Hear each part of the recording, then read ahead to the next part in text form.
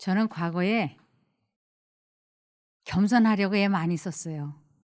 왜냐하면 저의 특성이 뭐가 많고 나서기를 잘하고 남이 뭐 잘못된 거 보면 그냥 못 넘어가거든요. 콕 집어서 말을 해줘야 직성이 풀리고. 그렇기 때문에 겸손해지려고 무척 노력했어요. 그래서 이 겸손이라고 하는 건 그때 당시 제 생각으로는 많이 알고 있지만 모르는 척하는 거, 나서지 않는 거, 얌전한 거, 그런 게 겸손이라고 생각해서 이렇게 나서지 않고 좀 충동적으로 말하지 않는 게 겸손이라고 생각했어요. 그런데 나중에 이 겸손의 의미를 알고 제가 좀 놀랐습니다. 왜냐하면 겸손이라고 하는 것은 하나님 아버지께 내 뜻을 굴복시킨 것을 겸손이라 그래. 근데 저는 하나님 아버지께 굴복해 본 적이 없었거든요. 그러니까 저에게는 아예 겸손이라는 것 자체가 없었던 거예요. 근데 예수님은 전 생애가 다 자기 부정의 생애였어요. 그분은 언제나 아버지의 뜻대로, 그분은 자아가 없으신 분이셨어요.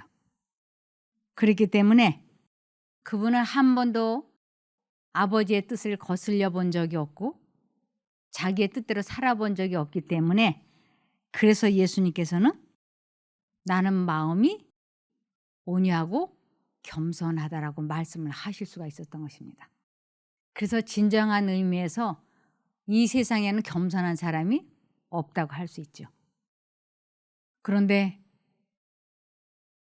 예수님께서는 한 번도 자기의 뜻대로 무엇을 해본 적이 없는 진정으로 겸손한 분이셨는데, 빌립은 3년 반 가까이 예수님을 옆에서 지켜보고 겪어보았으면서도 예수님의 그러한 모든 이적과 기적과 표적이 아버지 하나님께로부터 받아서 한다고 하는 것을 빌립은 깨닫지 못했어요. 그냥 예수님 자신이 하는 것이라고 생각했어요. 그랬기 때문에 예수님께서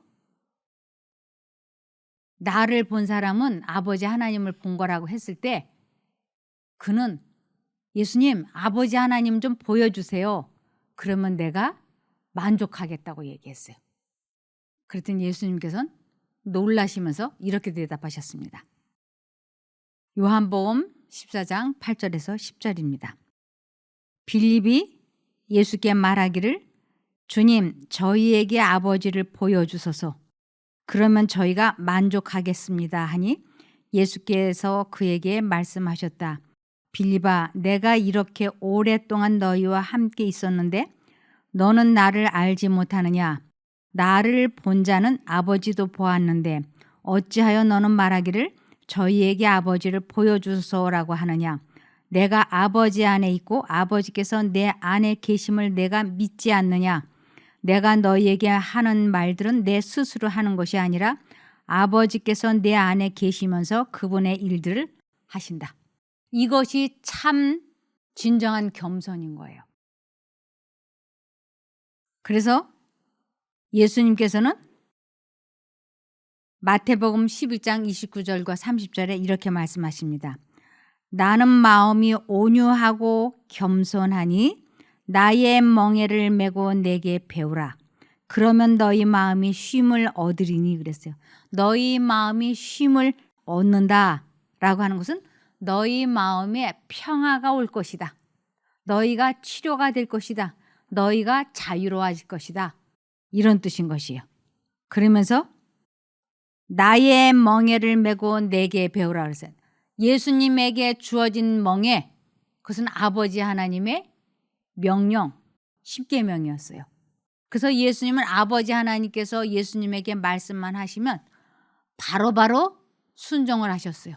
그러니까 내가 매는 멍에나 너희가 매는 멍에는 같다. 그러니까 내가 멍에 매는 것을 한번 보고 배우라. 그래서 나의 멍에는 아버지 하나님께서 나에게 말씀하시는 것을 멍에라 그러고, 너희에게도 마찬가지로 아버지 하나님께서 말씀하시는 것은 메워야지 돼. 순종해야 돼. 그러므로 내가 맨 이 멍에를 메고 내게 배우라. 내가 어떻게 아버지 하나님의 뜻에 순종을 하고 사는지 그것을 보고 나처럼 하면 돼 라는 뜻으로 나는 마음이 온유하고 겸손하니 나의 멍에를 메고 내게 배우라. 그러면 너희 마음이 쉼을 얻으리니. 그러면 너희 마음이 평안할 거야. 치료가 될 거야. 자유로워질 거야. 이런 뜻이죠. 이는 내 멍에는 쉽고 내 짐은 가벼움이라 하시니라. 내 자아가 죽으면 아버지 하나님의 뜻을 순종하기가 더할 수 없이 쉽고 가볍다고요. 근데 내가 살아있는 동안에는 아버지 하나님의 명령이 십계명을 도저히 순종할 수가 없는 것이에요. 그래서 예수님께서 아버지 하나님의 뜻에 순종을 할 수 있었던 것은 완전히 자아를 포기했기 때문에 가능했던 것입니다. 그래서 죽도록 충성하라. 죽도록. 뭐가 죽도록 충성해야 되냐면 내 자아가 완전히 죽으면 그때 아버지 하나님이 능력을 주셔서 순종할 수 있게 도와주신다고 하는 것입니다. 그래서 내 자아가 죽지 않으면 절대로 우리는 예수님의 멍에를 맬 수가 없어요. 그럼 누구의 멍에를 매게 되는가? 종의 멍에. 사단이 주는 명령을 따라가는 것을 종의 멍에를 메었다라고 하죠. 그래서 내가 의의 종이면 예수님의 멍에를 매는 것이고 죄의 종이면 사단에 주는 생각을 선택하게 되는 것이라고 할 수 있습니다. 그래서 빌립보서 4장 13절에 내게 능력 주시는 자 안에서 내가 모든 것을 할 수 있느니라. 어떻게 하면 하나님께서 내게 능력을 주시는가? 내 자아 포기가 될 때 하나님께서는 우리를 죄와 싸워서 이길 수 있게 해주신다고 하는 것이에요. 어떤 분이 저에게 그러더라고요. 제가 오랫동안 기도드려 왔는데 기도가 응답이 안 돼서 실망했습니다. 그래서 무슨 기도를 그렇게 오랫동안 하셨습니까? 자기 방에다가 깨끗하게 씻은 잘생긴 돌멩이 하나를 갖다 놨대요. 책상에다. 그리고는 하나님, 이 돌멩이가 떡덩이가 되는 것을 내 눈으로 볼 수 있게 해 주십시오 하고 기도를 오래 했다는 거예요. 그러면 제가 하나님의 종이 되겠습니다 하고 기도를 그렇게 많이 했는데 그 돌멩이는 지금까지도 그 돌멩이를 버리지 않고 있는데 지금까지도 떡덩이로 변하지 않습니다. 이렇게 얘기를 해요. 근데 그때 당시 그분의 나이는 40대 후반, 50대 전후였어요. 제가 그분의 말을 들으면서 하나님의 음성을 듣는 방법을 모르니까 이렇게 하나님을 시험하는구나. 우리는 하나님께서 내게 능력 주시는 자 안에서 내가 모든 것을 할 수 있다 그랬는데 하나님의 능력을 받으려면 꼭 무엇이 돼야 되냐면 자기 부정, 자기 포기. 자기가 죽는 경험을 해야만 하나님을 경험해 볼 수 있어요. 그것을 내 뜻이 죽고 하나님의 뜻대로 순종하는 것을 진정한 겸손이라 그러고 그러한 사람에게는 온유함이 있다고 하는 것입니다. 그래서 모세는 지면의 온유함이 가장 큰 사람이라 그랬어요. 모세는 언제나 하나님의 뜻에 순종의 생애를 살았기 때문에 그에게는 온유함이 있었던 것입니다. 갈라디아서 5장 1절을 보시면 이렇습니다. 그리스도께서 우리로 자유케 하려고 자유를 주셨으니 그러므로 굳세게 서서 다시는 종의 멍에를 매지 말라. 우리로 자유케 하려고 자유를 주셨다고. 내 자아가 완전히 죽으면 그때부터 우리 마음은 어디에 얽매이지 않는다고요. 그것을 자유를 얻었다고 하는 것이. 내 감정에나 어떤 중독에나 어떤 욕심이나 이러한 것에서 자유로워질 수 있다고 하는 것은 더 이상 그런 일에 마음이 괴롭지 않게 됨을 의미하는 것입니다. 그래서 그리스도께서 우리로 자유를 주시려고 하셨다는 것. 하나님의 뜻에 순종만 하면, 선택만 하면 우리는 자유롭게 됩니다. 그래서 굳세게 서서 다시는 종의 멍에를 매지 말라. 다시는. 두 생각이 마음속에 들어올 때 잠시 잠깐이라도 머뭇거리지 말고 즉시 이 생각을 포기하라고. 아주 즉시. 이 즉시라고 하는 것이 저도 해봤지만 우리들의 본성이 이 즉시 이 생각을 포기하는 것을 원하지 않아요. 이 좋지 않은 생각을 계속 하고 싶고 사단도 강한 속력으로 그 생각을 우리 마음에 불어넣기 때문에 요 정도쯤이야 뭐 사람이 살아가면서 어떻게 세상 생각을 안 할 수가 있어. 요 정도쯤이야 뭐 그러면서 조금씩 이쪽으로 생각을 조금씩 했는데 나중에 보면 이 생각이 내 마음을 다 차지하고 하나님과 나는 거리가 완전히 분리되어 있는 것이에요. 그때 정신을 차리고 아차 하고 다시 하나님을 부르려고 할 때는 이미 내 마음은 불바다가 되어 있는 것이에요. 그때 우리는 다시 사단의 생각, 종의 멍에를 매게 된 것이죠. 그래서 정말로 하나님의 아들이 되는 것은 신앙의 승리자, 자기 자신과의 싸움에서 이기는 자, 진정으로 겸손한 자를 하나님께서는 내 아들이라고, 내 딸이라고 인정해 준다고 하는 것입니다. 신앙에 지면 내가 아무리 하나님을 믿는다고 공언을 하고 기도를 해도 하나님께서는 우리를 당신의 자녀로 받아주지 않는다고 말씀을 하셨습니다.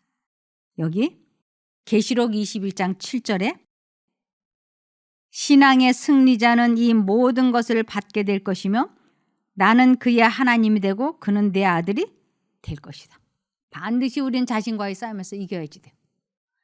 이기는 모본을 예수님이 다 보여주시고 싸워봐 했기 때문에 우리는 몰라서 진다라고 핑계댈 수 없다고 하는 것입니다. 요한복음 8장 34절에 예수께서 대답하시되 진실로 진실로 너에게 이르노니 죄를 범하는 자마다 죄의 종이라. 어떤 핑계도 될 수 없어요. 왜냐하면 분명히 하나님의 음성과 사단의 음성이 마음에 제시되었을 때 내가 하나님 쪽을 선택하면 이기는 것이고 사단의 생각을 선택하면 사단이 이기는 것이에요. 그래서 우리는 이 가운데에서 어느 쪽인가는 꼭 선택해야지 되는데 머뭇머뭇하면 지는 거예요. 머뭇머뭇하면. 그래서 하나님께서는 머뭇머뭇하지 말라고 즉시 선택하라고 말씀을 하고 계십니다. 제가 머뭇머뭇하다가 죄의 종이 돼갖고 고생한 적이 하도 많아서 이 머뭇거린다고 하는 것에 아주 진절머리가 났어요. 그런데도 지금도 무슨 생각이 싹 들어오면 그 생각을 계속 하고 싶어하는 열망이 들어오는 것이에요. 집착하고 싶은 것이에요. 아, 사단이 또 시작하네. 이 생각하면 안 되는데 이 생각을 내가 지속하게 되면 내 마음에 평안이 깨어지는데 나는 그러면 또 과거의 나로 되돌아가는데 이런 것까지 다 성령께서 깨닫게 해주셔요. 그럼에도 불구하고 그 생각을 계속 물고 늘어지고 싶게 사단은 역사하고 나도 거기에 반응을 나타내서 머릿속이 다시 지옥이 되고 하는 것입니다.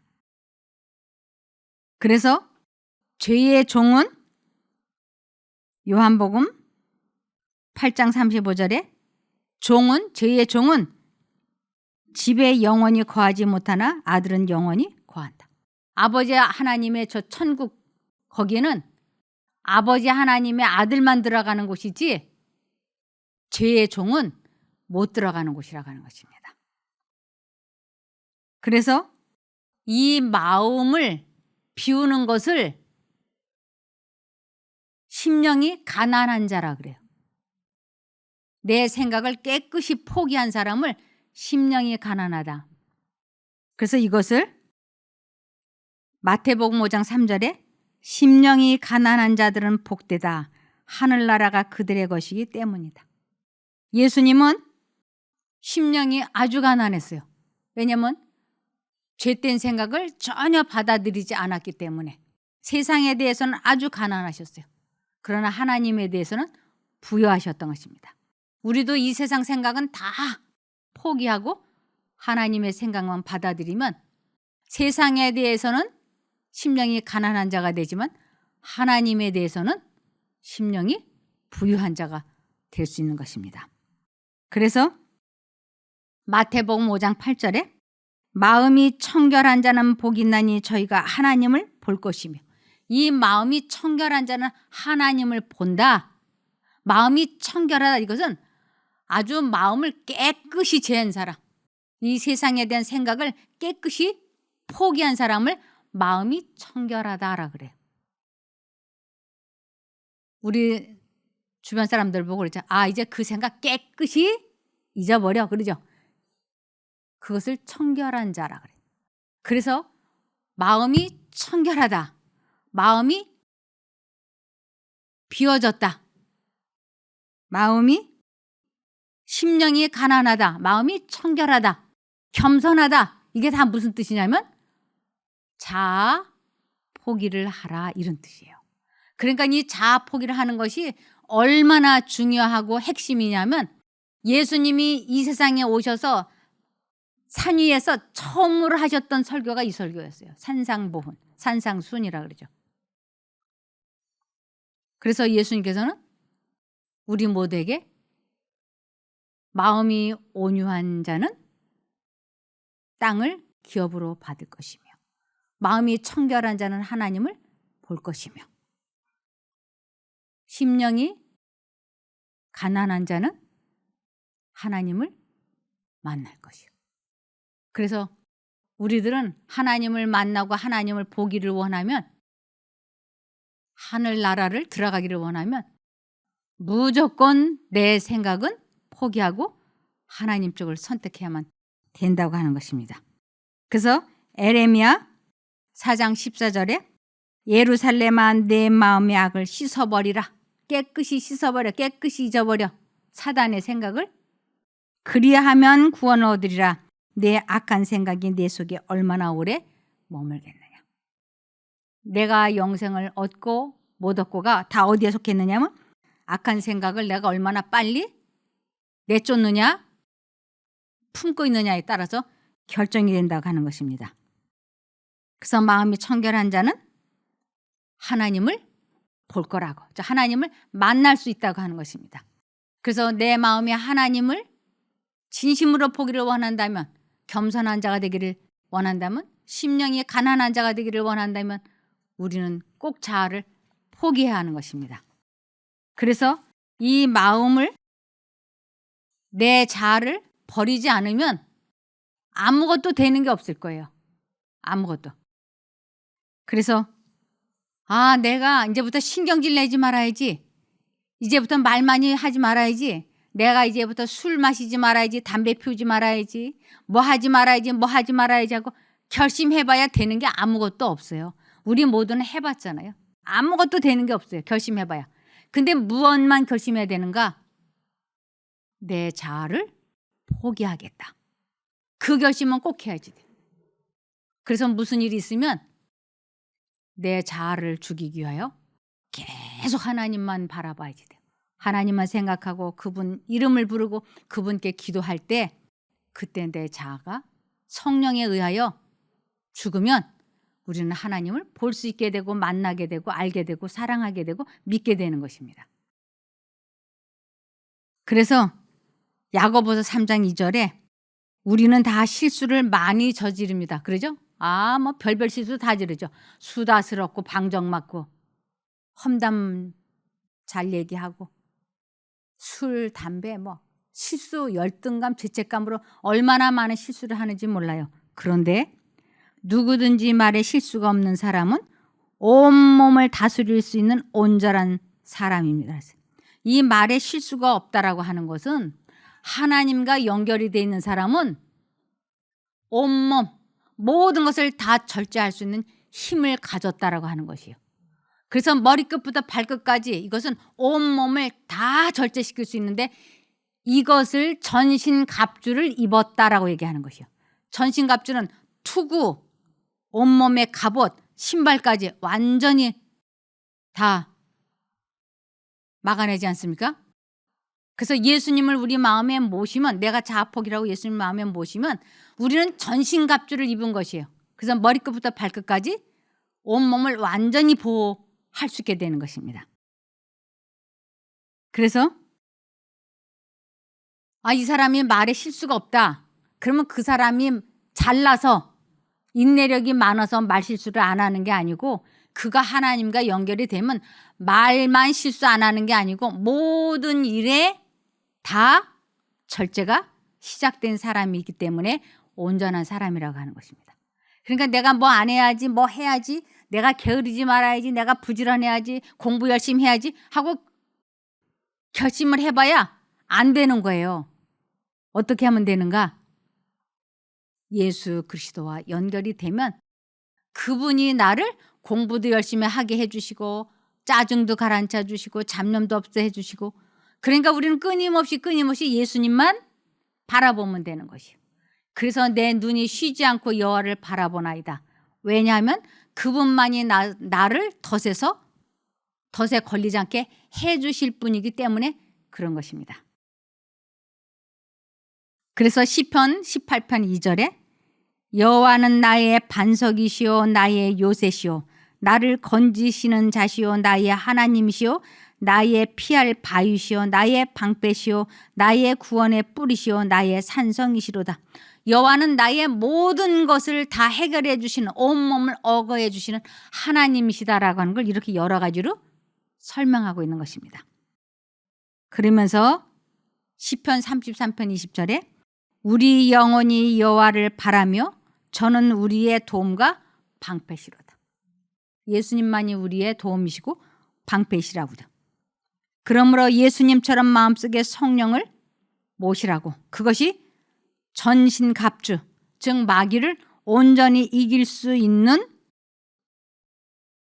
전신갑주가 되는 것입니다. 그래서 마음에 예수님을 모시는 것, 그것은 확실한 신앙의 승리자가 될 수 있는 길입니다. 그래서 에베소서 6장 11절에서 13절에 마귀의 궤계를 능히 대적하기 위하여 하나님의 전신갑주를 입으라. 우리의 씨름은 혈과 육에 대한 것이 아니요 정사와 권세와 이 어둠의 세상 주관자들과 하늘에 있는 악의 영들에게 대함이라. 그러므로 하나님의 전신갑주를 취하라. 이는 악한 날에 너희가 능히 대적하고 모든 일을 행한 후에 서기 위함이라. 우리의 씨름은 사람들과의 말다툼하는 그런 게 아니고 우리 마음속에 들어오고 있는 생각과의 전쟁인 것이에요. 나 정말 이 생각 안 하고 싶어. 근데 생각은 들어오잖아요. 별별 생각이 다 들어오잖아요. 근데 그 생각을 막아낼 수 있는 아주 유일한 길은 더 이상 머뭇거리지 않겠다고 뜻을 정하고 하나님을 부르면 그분이 우리를 그 생각에서 해방시켜 주시는 것이에요. 그것을 전신갑주를 취하라고 말씀하셨습니다. 그래서 하나님을 마음에 모시지 않고 있는 것을 교만이라고 하는 것이에요. 나는 겸손해, 난 교만하지 않아 라고 생각하는데 자신과의 싸움에서 지고 있는 것을 교만함이라고 하는 것이에요. 그래서 자기의 생각을, 고집을 가지고 있는 사람을 하나님께서는 너는 교만한 사람이야 라고 말씀을 하시는 거죠. 그래서 자아 포기를 하지 않고 있는 상태다. 그것이 곧 교만이라고. 그러면서 구원을 받지 못하는 사람들의 첫 번째 종류가 뭐냐면 잠언 16장 18절에 교만은 파멸의 선봉이며 거만한 마음은 넘어짐의 앞잡이다. 이 교만함, 거만한 마음은 똑같은 의미인데 이것의 특징은 모든 사람과 더불어 화평하게 지내지를 못해요. 참으로 겸손한 사람은 모든 사람과 더불어 화평하게 잘 지내요. 왜냐하면 내 고집 내 뜻을 포기하니까. 그런데 내가 이 사람하고도 부딪히고 저 사람하고도 부딪히는 가장 큰 이유는 내 고집이 죽지 않았기 때문에. 이것을 교만한 파멸의 선봉이며 거만한 마음은 넘어짐의 앞잡이다. 그래서 진심으로 겸손한 사람은 무엇 없는 사람인가? 고집이 없어요. 더 이상 고집이 없어요. 그렇다고 해서 죄에도 고집이 없고 의에도 고집이 없고 이래도 좋고 저래도 좋고 전혀 그렇지 않습니다. 죄와는 타협하지 않아요. 그러나 고집은 없어요. 다른 사람들에게는 너그럽고 부드럽고 온유하지만 자기 자신에게만큼은 엄격합니다. 그래서 아담과 하와는 자기의 뜻을 관철시키려다 통치권을 사단에게 빼앗겨 버렸어요. 근데 예수님은 그 사단에게 빼앗긴 통치권을 도로 찾기 위하여 자포기, 자기 희생의 생애를 사셨습니다. 우리도 하나님과 연결되어지는 참으로 겸손하고 온유한 사람이 되기 위하여 자아가 죽게 되기를 바라며 말씀을 마치겠습니다.